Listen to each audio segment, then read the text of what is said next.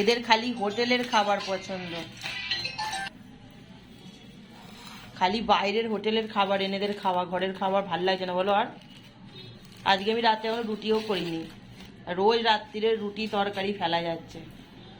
এটা কি বলতো, কি এনেছে? শোরমা বলে, শোরমা। তো আনলে যখন একটু সন্ধে সন্ধে করে আনতে, আমি তো একটু খেতাম।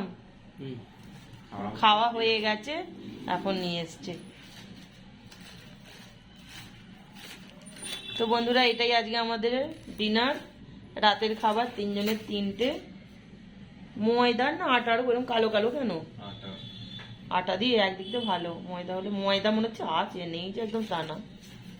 তো চলুন তাহলে ডিনার করে নিই, আবার দেখা হবে। নাও বাবুর বাবা, আর এই হচ্ছে বাবু, যে আসল অর্ডার করেছে আনার জন্য। হাই করে দে।